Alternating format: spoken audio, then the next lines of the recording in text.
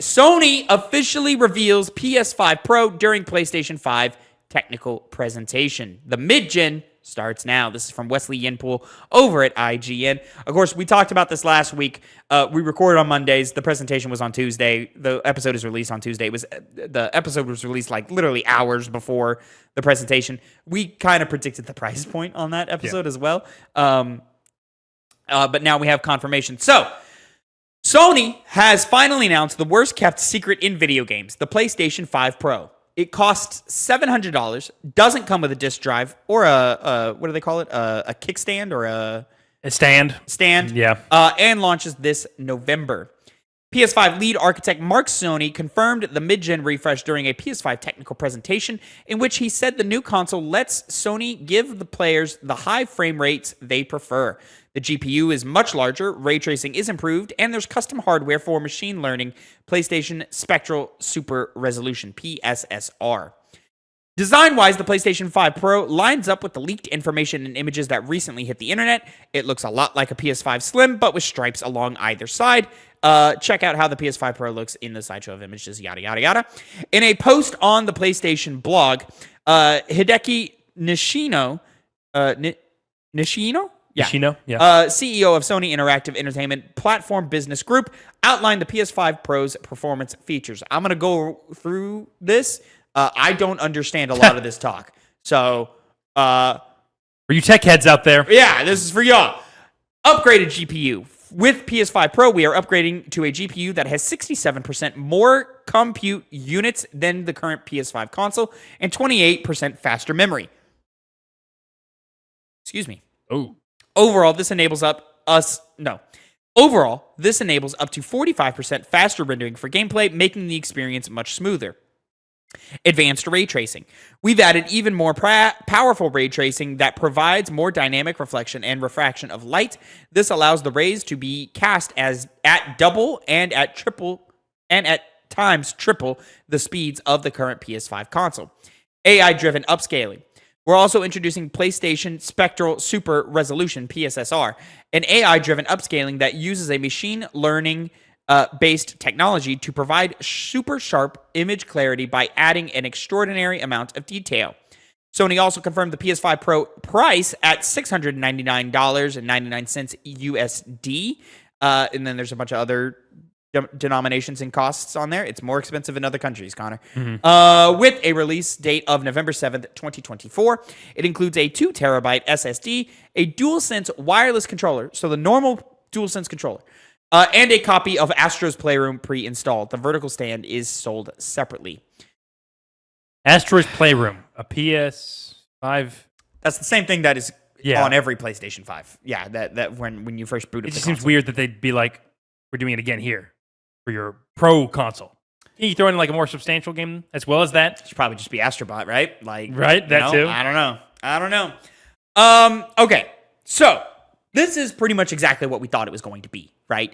A more powerful, souped-up, faster PlayStation 5 at a ridiculous price point. Now, the price point has been a big point of contention online. People are really upset about how it doesn't come with a disc tray and a vertical stand. Hey, guys, I'm going to just let you know now, the games you are buying aren't the games. It's just a key to play the games. You have to install the game from the disc onto your hard drive anyway.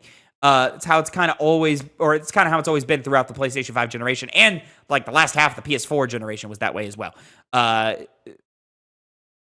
Outside of if you are living in a area that has bad to slow to terrible internet, like your internet can't sustain it, you kind of need to get on board. Physical media is dying. It's just going to happen. It's inevitable. Right? It'll never die. It'll minimize to the point where it's not the main thing, but it'll always exist. I would argue it's already not the main thing. Didn't we just read a story on this podcast a few weeks ago about how Capcom games, 90% of them are digital sales? Main thing in the concept of when people think of a video game, they still think of a disc. It's still I don't think they do. I think they think of loading up a Steam page, or they load up the PlayStation Store. I don't think people think about. I mean, that's why GameStop's dying. Like, I don't think people think about going to the stores to buy anything anymore. I think everything is all digital now. They think of it like Netflix or Disney Plus and things like that, you know, except you have to like buy it instead of subscribe to a subscription. Except sometimes you do have to subscribe to a subscription. So like, there's that. But if you live in that part of the country where your internet's not good enough to download games at a reasonable rate, right? And you still want to buy your games physically, this isn't for you. It's for people who have money to waste. Yes, it is. Like, point blank. It just is. It's for people who have money to waste. Now, I'm not getting this. This does not provide a substantial enough upgrade to me for that price point. Now, this is definitely a substantial upgrade. Their main selling point kind of is finding the middle ground between performance mode and fidelity mode. So do you want your game to look really pretty, or do you want it to run at a higher frame rate? This is sort of finding a middle ground where you don't really have to choose anymore. You can still get really pretty games at 60 frames per second. The thing about it to me is I don't feel like we've tapped into the full potential and power of the PlayStation 5 yet.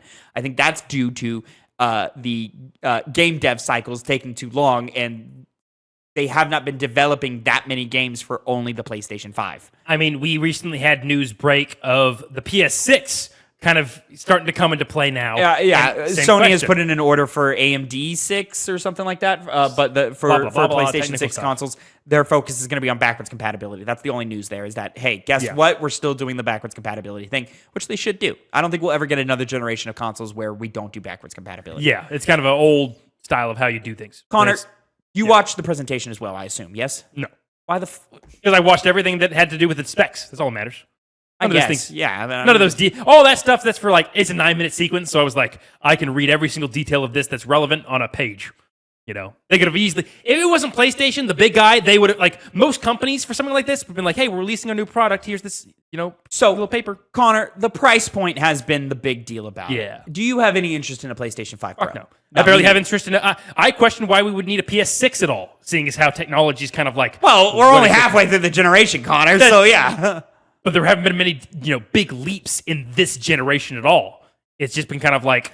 Well, I did see the diagram of, like, you're going to see less and less leaps visually because it's something that, like, you start with 8-bit and then you move on to, 16, 24, 32, et cetera, et cetera, et cetera. And they did that with the triangles, the number of triangles you can have per thing.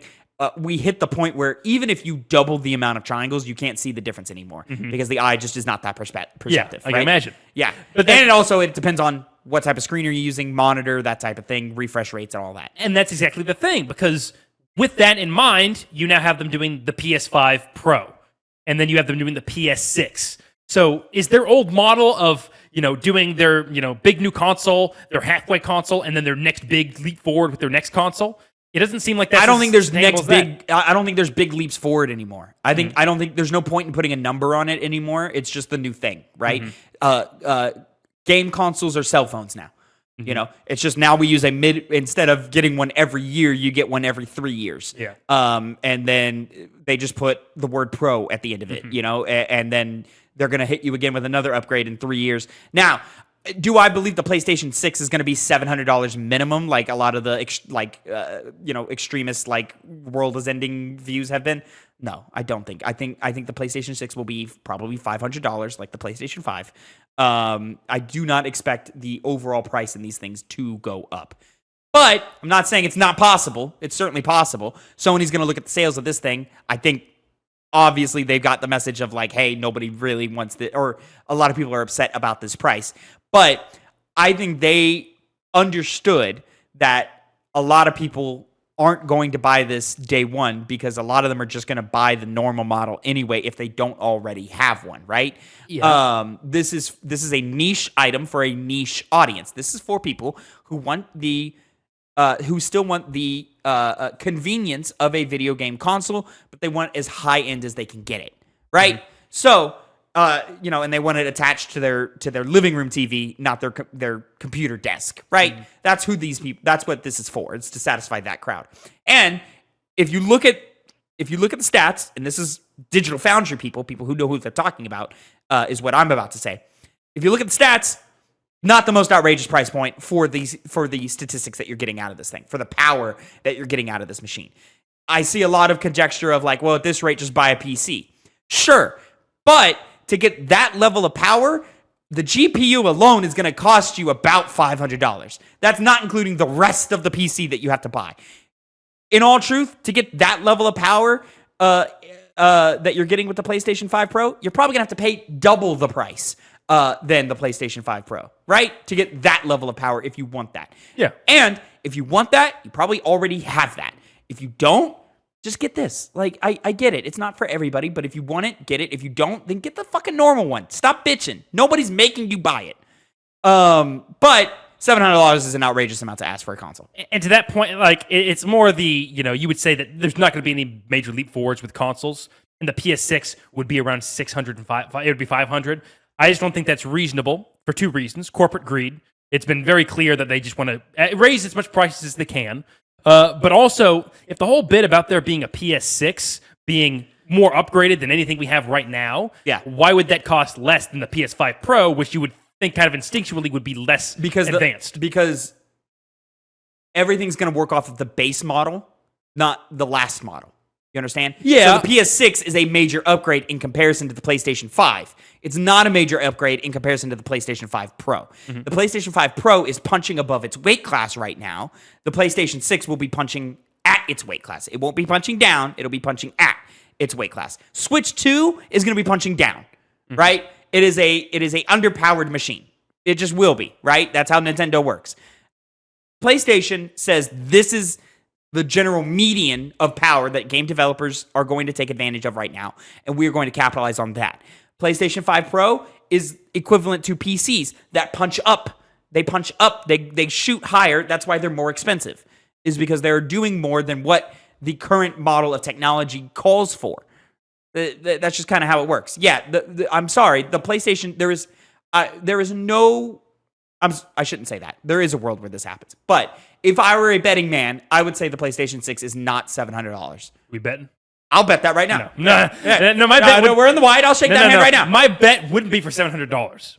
Mine would be increased to like $650, $600. I think they wouldn't. I think it caps. They undersell it. It caps at $600. There is zero chance, not including tax. There is zero chance that the sale shelf price will be above $599.99. But $600 right now is for the disc version, and that's just with the disc included, like a disc drive. Yeah, this new one would have, Is that true? Or is it $500? No, it's $600. No, because it's $500 for the base. Isn't it $400 for the base? Without a disc drive? Before. We've had this exact conversation. Yeah, I know, and I think you were wrong last time too. Yeah, I was wrong last time, but $400 seems too cheap for just a base. I'm pretty sure I spent $400 on my PlayStation 5. That's probably what it is then. I will double check. It is $500. No. Yeah, because $449 for digital. That's weird. Best PlayStation. I think that's a slim version. It might have gone up. Slim. Yeah. It would be $400. Yeah. So. Well, which again, the slim is a minor upgrade. It can do a little bit more than the base model, but it's almost not worth mentioning, right? So they just charge you $50 more to charge you $50 more dollars, right? Yeah, it's slimmer. And for those who are interested in size and format of the PlayStation 5 Pro, it is as slim as the Slim, but it's bigger. It's longer. It's as long as the normal PlayStation 5. I remember when the Slim came out, we compared how big it is compared to the base model, and it's only slightly smaller. Yeah. So it's funny. Much slimmer, but it's just a little bit smaller, long wise, you know, whereas this one is back to the same length, but kept the slimness. So good for you, I guess. Yeah. I mean, I don't know, man. I don't think this is going to sell like hotcakes, but I also don't think they care if it does or not. They know who they're selling it to. It's not like they're not ramping up production for this. Yeah. To sell the normal model. Surely they know what they're going to get out of this. And they know that there are people out there who just want the best version of what they can get. I think they kind of know with those mid-gen consoles, they're going to make a buck. On some level. Yeah. So they're just fuck it, the go PS4 Pro obviously was successful, or else they wouldn't be doing it again. So obviously it was a success. That was less expensive than this. So we're going to see how much this is going to be. But yeah, and more substantial, seeing as how some people's PS4s might have been starting to chug along by that point. That's my argument against this, is the PlayStation 4, by the time the Pro came out, the PlayStation 4 was kind of struggling. It was getting loud, the vents were going real hard, it would kind of stutter at times, this, that, and the third. And then the Pro kind of fixed that, right? My PS5 works fine. It Mine doesn't does get too, yeah. it doesn't get that hot. The vent, I never hear it really. Yeah, so like I don't see the need for this for me personally. Would I like the visual upgrade? Yeah, sure. I would like Final Fantasy VII Rebirth to be as beautiful as it can be and still run at 60 frames a second. I would like that. Yeah. But not for $700. I'll take my shitty resolution and 60 frames. Thank you very much. Yep. They also gave it the stat that the overwhelming majority of people play in performance mode. I think it was what 3/4 of players or something like that. I think it was like 70%. Yeah, so, it was something. It was something crazy like that. Yep. I guess last thing I'll say, to correct some people who might have saw it on Twitter/X.com, people were bringing up comparisons of Final Fantasy VII Rebirth on the new one, the Pro, and the old one. And it was definitively like the older one looked better. But it was like a weird thing where the image they were using was they were like also critiquing because it looked like they whitewashed Aerith that too, a little bit. Yeah. So whitewashing a white woman. Yeah. Yeah. It's funny, I know. She's not white though, right? She's Japanese. She just is just really fair skin. Oh, she's definitely white. She's white. Aerith Gainsborough versus Tifa Lockhart, and her name's like it's these are just names. Tifa might be these are just names. Cloud is Japanese. Tifa's Japanese. I guess it's hard. They're just very, very fair skinned. Yeah, I guess it's hard to say. Yeah. It's that weird thing because the Japanese like make them look like white people, but they are Japanese. Yeah, it's that weird thing that Square Enix. A lot Japanese of devs. Anime do that in general. Yeah, anime does that in general, where they make it look as white as possible, but still Japanese. It's weird. I don't know why. I guess, yeah. I don't know. Or appealing to a different market or something. Or I don't know what the cultural reason is for that. But that image was like from the showcase, like the reveal showcase when they were showing gameplay. Yeah, it was it was the super high res like announcement trailer versus actual gameplay. yeah. So there wasn't even pro footage on there. It was literally PS5 and pre-release. They didn't even use. Well, yeah, but yeah. Well, no, it was somebody on Twitter took images from. Yeah. Not the technical presentation. Yes. They took images from the announcement trailer and raw gameplay on PS5. The presentation used Rebirth on PS5 Pro. Yeah. And the PS5, the regular version in-game looked better than the showcase. Surprise, surprise. So there wasn't even like there was no element of the PS5 Pro in that image at all. Yet it was going around and people were kind of the images that went viral. Yeah. But in the technical presentation, it did look better. Yeah. Yeah. I couldn't tell a difference in 90% of the things they were showing me. I'm going to chalk that up to YouTube compression watching on my phone. So, not exactly the best way to look at that. But I don't think they're like through YouTube. I don't think there's a good way. You have to be in person to see it. Yeah. And you have to have a good monitor to see it, right? I did notice it for The Last of Us Part 2, just because I know what Last of Us Part 2 looks and runs at. And so I was like, that's the right level of fidelity. But man, that's a lot more frames. There's a lot of frames going on right there. So like, I was, because I know what Last of Us looks like because it's at 30 frames. So I like when it was like 60 frames and still beautiful, I was like, oh shit, that looks great. Every other game, I was like, I can't fucking tell. Yeah. Ratchet and Clank, I couldn't tell. I was like, I don't it's know. Ratchet. It looks like Spider-Man 2, I couldn't tell. I was like, I don't know what's happening here. Like, so it is what it is. Yeah, I think the price it's a little too much. They probably should have gone $650. People would have been a little happier with that. But $700, whatever. I don't care about the disc drive. The vertical stand is what's weird to me. Why are you charging me another $20 for the vertical stand? Something like that. 10, $20 for the vertical stand. That's where I'm like, all right, well now you're fucking nickel diming me, PlayStation. What the fuck is going on here? So yeah, that part's wild, but the disc drive, I don't care. When your games get taken away from the Sony Gestapos, I'll still have mine. This is my thing about the whole digital versus physical thing, all right?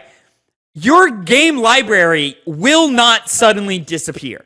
Are there examples of games disappearing? Yes, there are. Individual examples, yes, there are. You argued against yourself. Listen, guess what? I can't play the Deadpool video game anymore.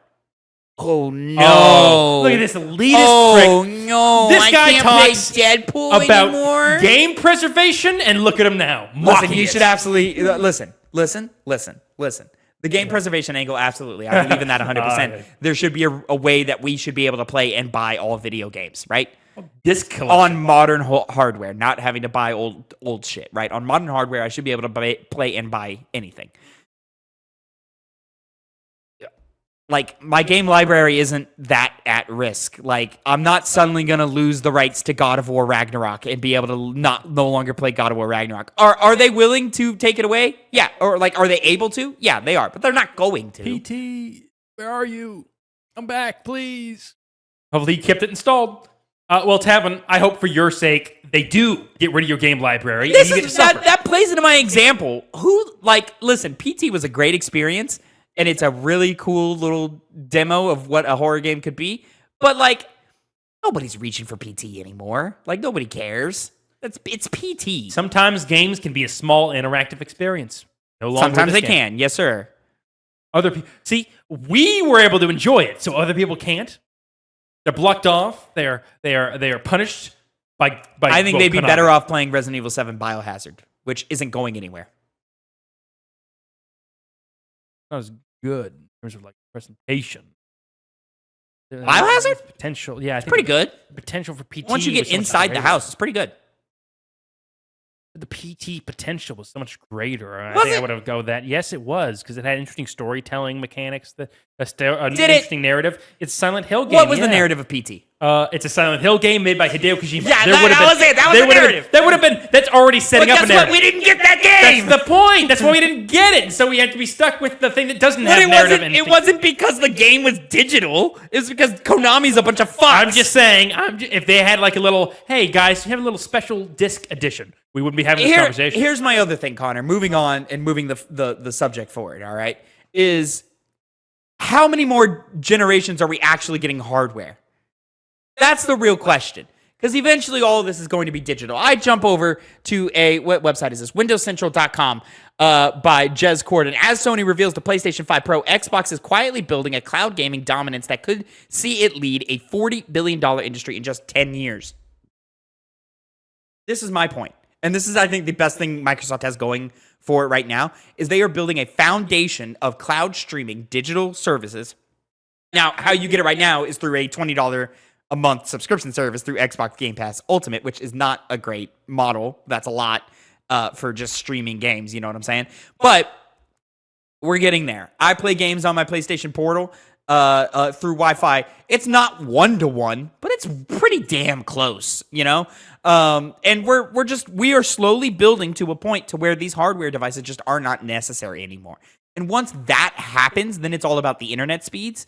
And in which case, then you will see, I think, development cycles improve because they are all building for one type of hardware. I think at that point, that could happen, or it could be a massive failure. I mean, this is Xbox. This is Microsoft. They haven't had that great of a streak. You're going to tell me in 15 years we're still going to be buying PlayStation boxes? Very possibly, yeah. The main issue that you run up across, we talked about this before, is internet access. You know, I think you're a coward for not taking me on that deal that the PlayStation 6 is not going to be, what did I say? More than $600. Hey, it could be $600. I can see the $600. It will not be like $650. It will not be $700. It won't be. Never underestimate greediness, Tavin. But I mean, the point is, in addition to that, it's like, how much better is this going to get? Is Microsoft going to be the people that lead it? You know, they in the gaming space haven't exactly been very innovative in quite a while now. And now we're supposed to trust them with the future of gaming. I think it's kind of bullshit. I think it's their talk of like, here's this new potential we have. I think you're taking this way too seriously. It's not a matter of like, oh, they're the dominant force in gaming. I think they just have a leg up in what will inevitably be the standard. Inevitably, everything will be digital streaming in our lifetimes, Connor. Everything will be unless I die tomorrow. Everything will be all digital streaming through a stick that you plug into the back of your television. You know? I think there'll always be a market for home consoles because some people just don't like the inherent idea of streaming. You know, I don't, and I'm not going to buy for it. You know, that's because you grew up in an age where it didn't exist. You think these kids fucking want to get up and change a goddamn disc? No. That's why. And also, when was the last time you bought a DVD? Tavin, that's a bad question to ask me. You fucking nerd! Very recently. You fucking nerd loser! About a month ago? What the fuck are you doing buying DVDs? Well, technically it's Blu-ray, particularly Criterion collection of a film. Do you know what Criterion is, Tavin? No. It's got all the features, everything. Cool. It's literally director approved most of the time. It's a prime way to watch a film, Tavin, at home. Not getting that through streaming. Or you open up your app and you just watch whatever you want. And then you blink, and all of a sudden you're in Wally World. You're sitting in the chair. You're, being drawn, I don't think driven that's around ever everywhere. happen. I think it's dramatic. Hey, Wally is predicting the environment going bad. It's going bad. They're 1 for 1. They're We've 1 been for 2. known that forever.